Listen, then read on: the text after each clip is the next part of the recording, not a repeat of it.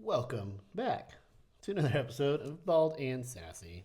Hello. He's bald, I'm sassy. We're both British. Is that what we get from watching a soccer game? I think so, yeah. We just watched a soccer game. Little footy. Little footy.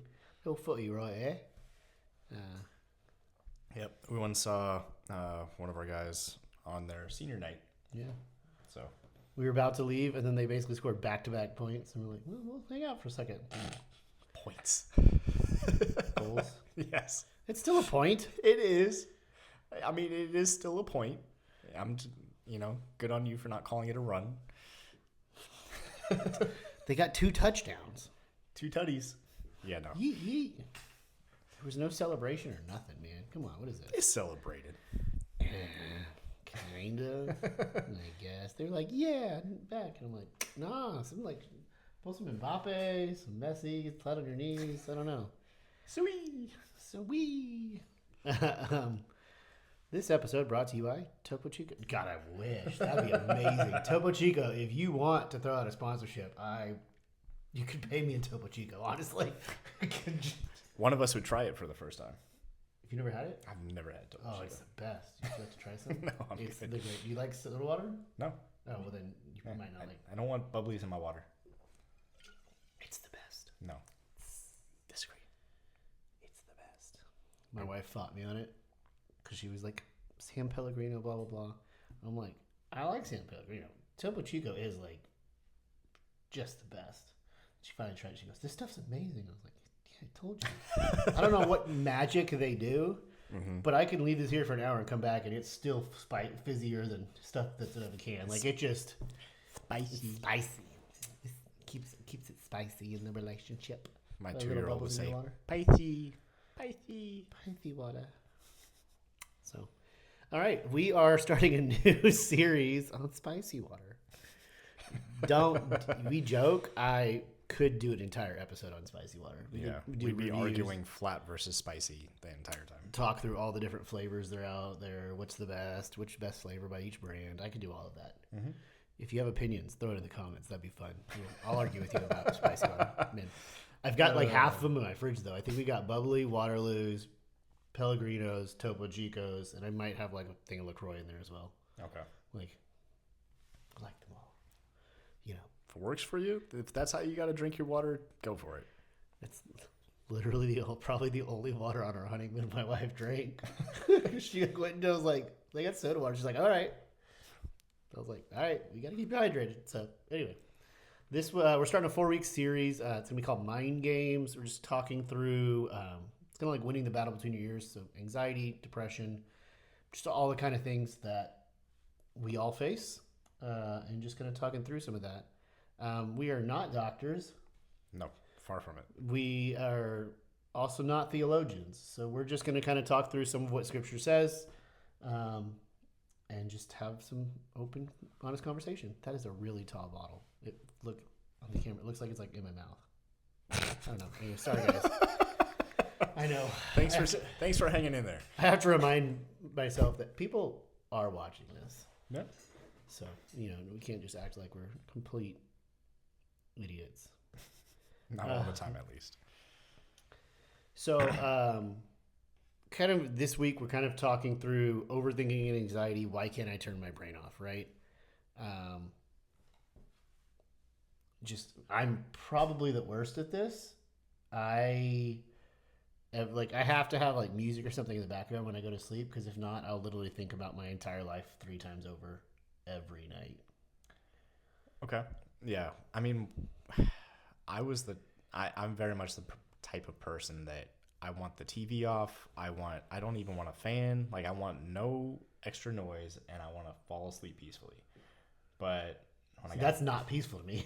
Oh, that's because my brain is way louder than any fan. I'm telling you right now, that thing is going. Like, if I'm out camping in nature and there's like some birds or there's some different like sounds out in the forest, like that doesn't bother me at all. But just artificial sound, my brain is just going so much that it almost needs to like the best, honestly, is having like a show I've watched before in the background quiet, because my part of my brain is trying to do that, and then I can just like fall asleep. Yeah, that's very much how my wife is as well. and I've learned to fall asleep with the TV on, but I normally will have to have like a headphone in and then my other ear in the pillow and falling asleep on my side in order to be able to actually fall asleep when something else is on. Just like the headphone has to have something that is taking my mind's interest less than what the TV would. Right. Yeah, it's it just definitely goes. And I mean, even not sleeping, like I'm definitely like I have to catch myself because I'll overthink everything. And there's goods and bads to that, right? Like I'm super observant. Like I do notice things a lot of people don't notice. And because I overthink things, I do think I'm more prepared in a lot of situations. Are you just saying like body language, or are you just saying like you're picking up on a lot of like verbal or physical cues from somebody? I think that, but also I think because I overthink, like we'll have a conversation and you'll leave and you're onto something else. And I'm also onto something else, but I'll be thinking about our conversation for the next 6 days. Okay. And it'll come back all throughout the day. And so now I'm okay, well, how was he standing? What was he doing? Right. So then you have that and I notice more things. So like there's like a perceived benefit from that. Right. But also like with great power comes great responsibility. Like it's not something you can turn off. And so it's definitely been a struggle there. Right. I think I have a hard time. Like I will do that on occasion where it's hard for me to like pull away from something.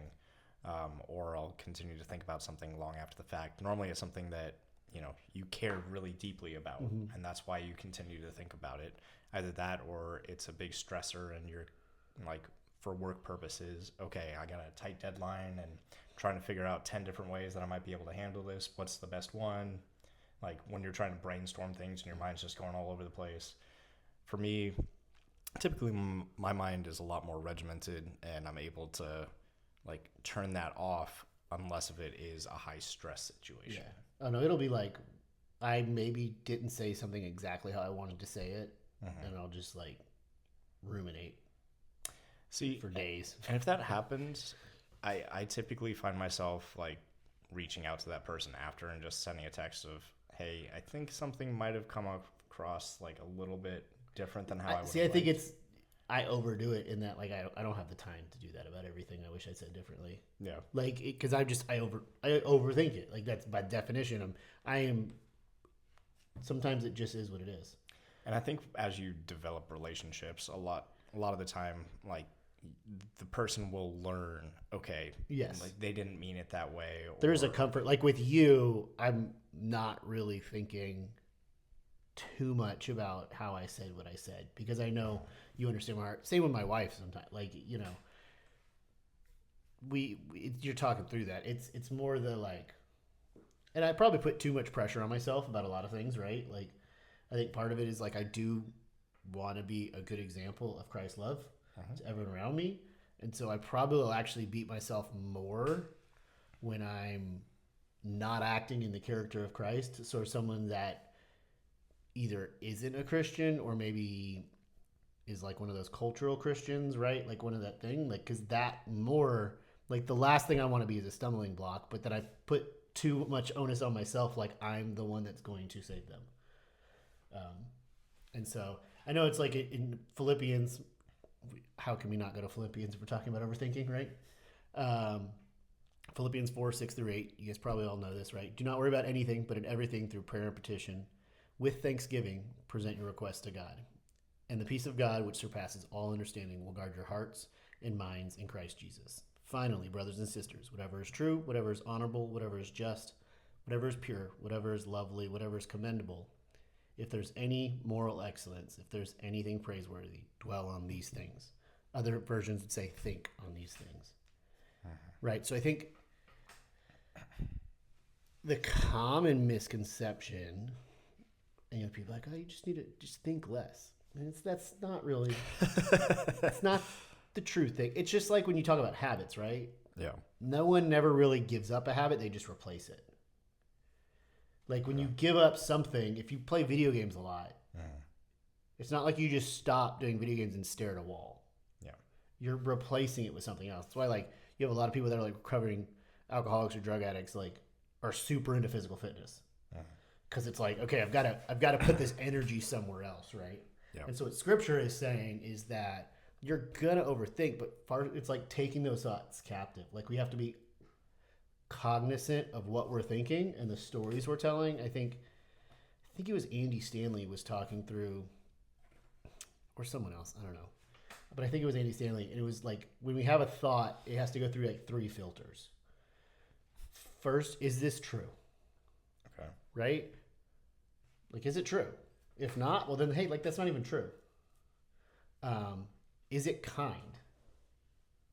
Like, so let's just say like if I'm like, I'm ugly.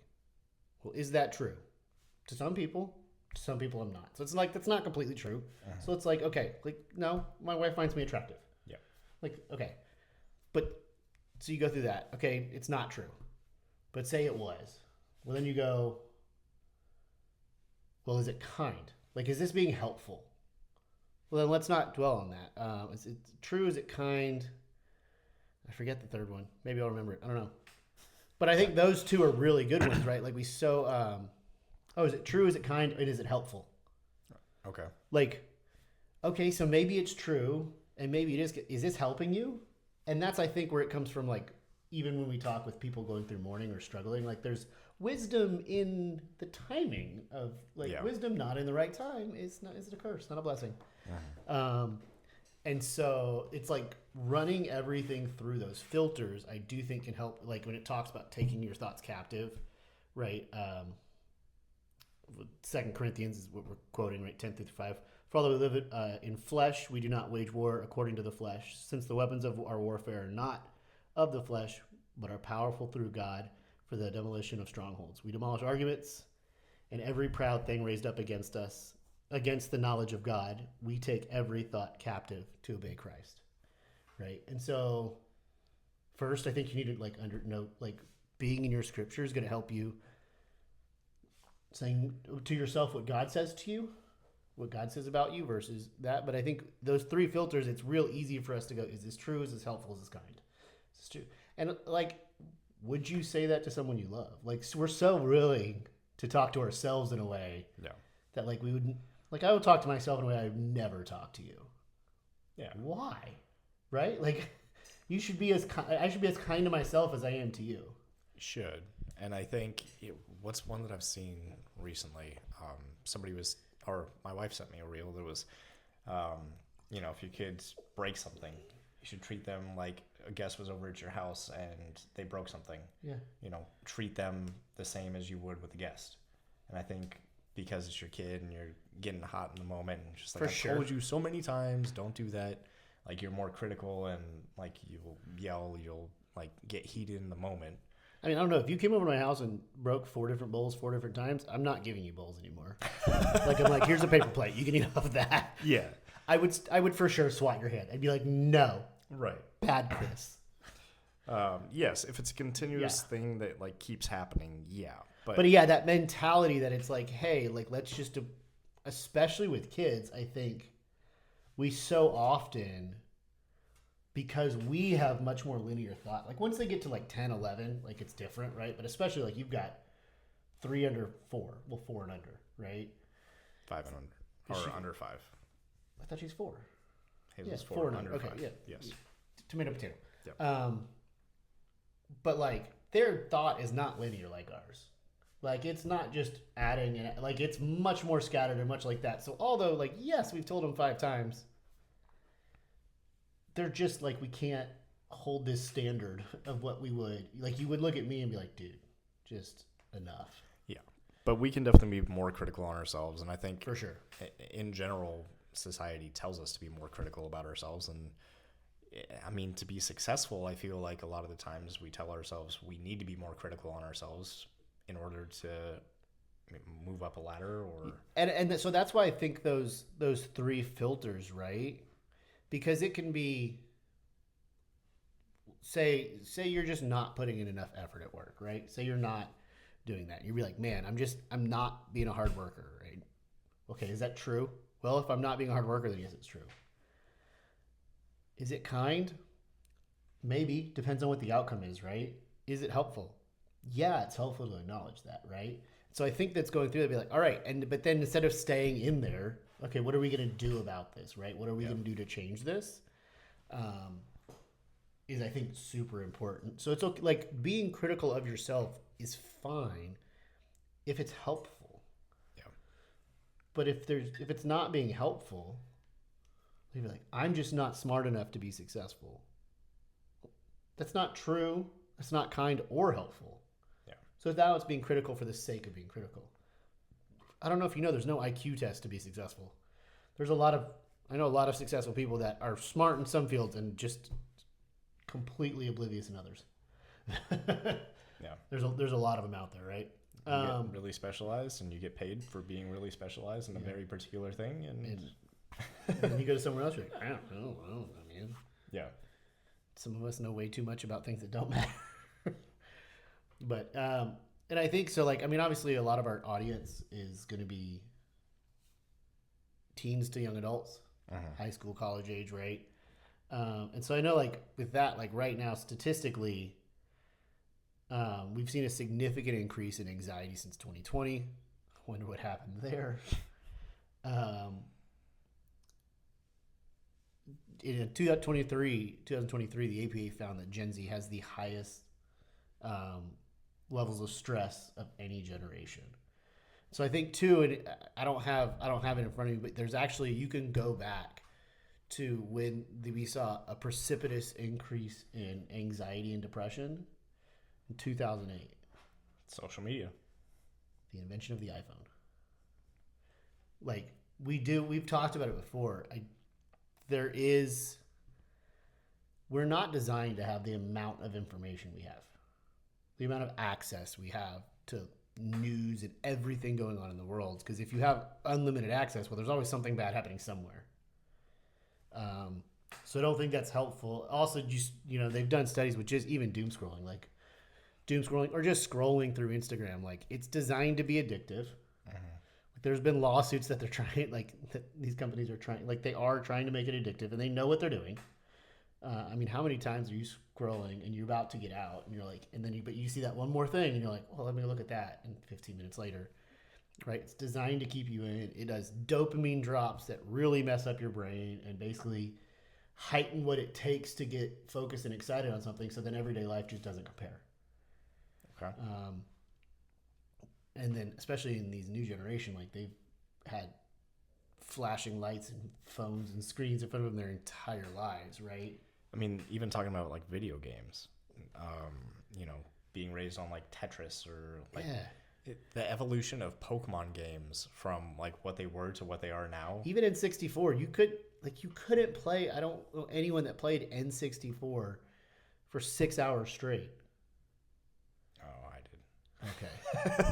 But there were, I guess, but it wasn't like everyone. Like, you'd go and play for an hour or 2 hours with friends, but you weren't doing it all by yourself very often. Right. It was definitely a more social thing at that point. And now it's like, you'll go get Call of Duty and be playing by yourself for 8 hours straight. Like, I used to have full nights. Get home at 7 o'clock and we go to bed at 4 a.m. Yeah. I think having the online platform where you can play live with other people any hour of the day. Yeah. 5 a.m, someone in China's playing. Yep.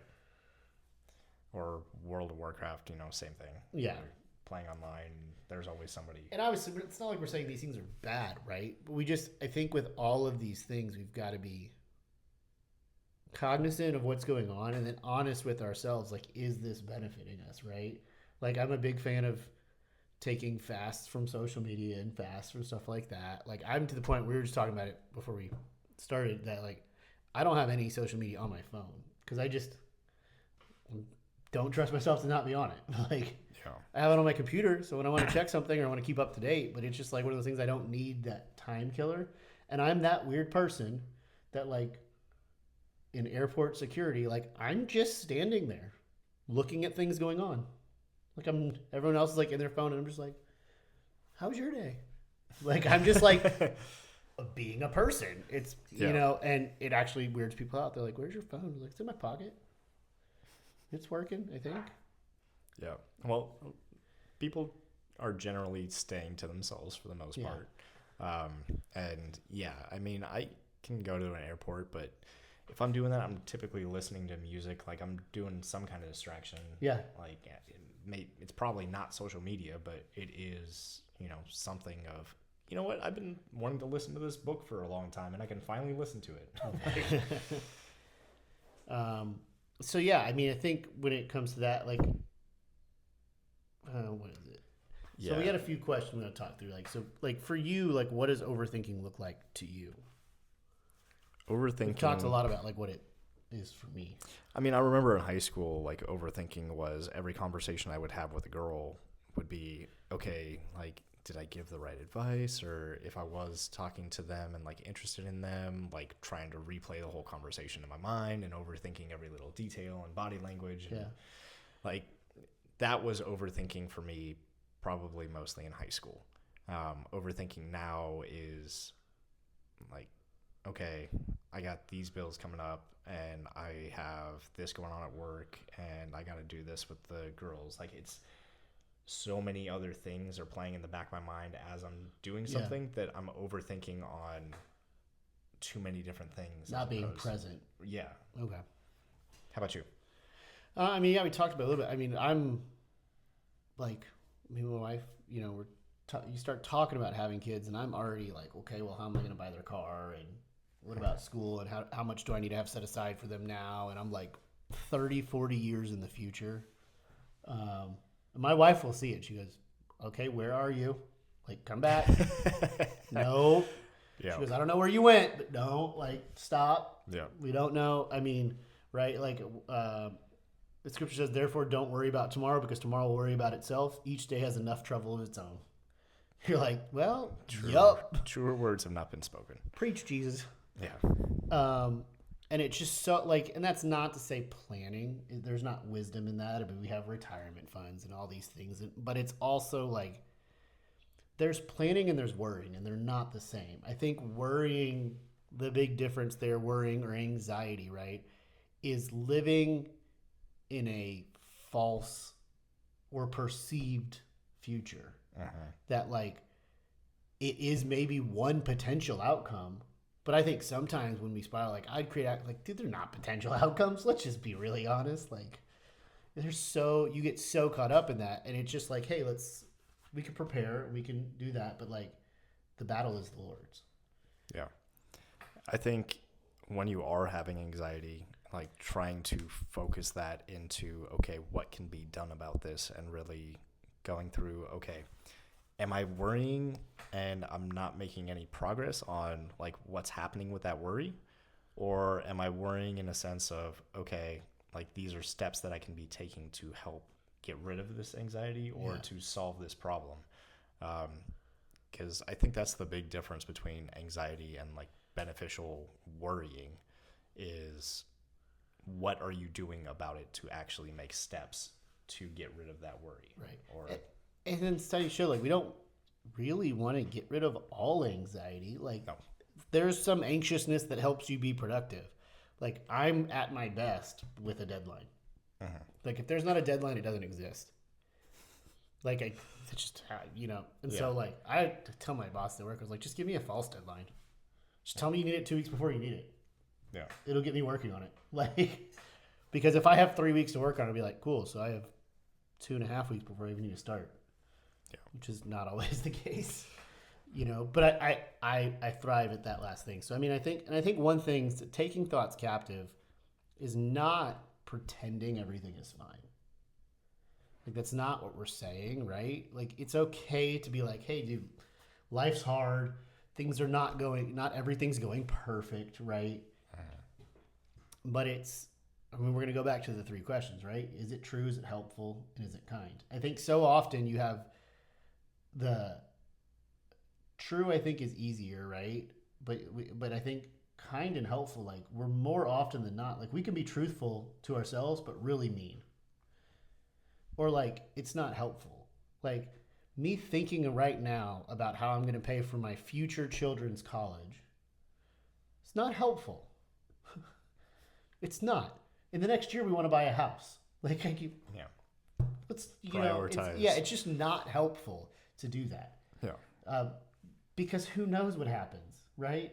I mean, I cannot be alive. I cannot have kids. Like all of these things. Like I could just or I could win the lottery and then it's not even an issue, right? Like there's all of these things that it's like we're just living in this world. What if college is free by the time our kids, right? Like I don't know. There's so many things that it's like it's one thing if you have a 16-year-old and you're like, how many? Okay, that's 2 years. You probably should have already started planning for that. But I was gonna say, that's the near future, right? Like, and just talking through that. But like, I don't have any born children yet, so let's. And then like me with a 4-year-old, it's like okay, like 12 or what is it? 14 years down the line from now. She should be graduating from high school. Yeah. Okay. Now is probably the time to start like putting in at least small amounts and like have an account going. But yeah, it's not letting those thoughts, not thinking too far ahead, and definitely not making so many plans of, okay, these 5 things have to happen before you can even start really truly thinking about this. And I think it's being wise in that it's not thinking about things down the line. It's how much time you're giving to it. Yeah. If once a month in our planning session, we're considering how we prepare for our one-day kids to go to college, that's fine.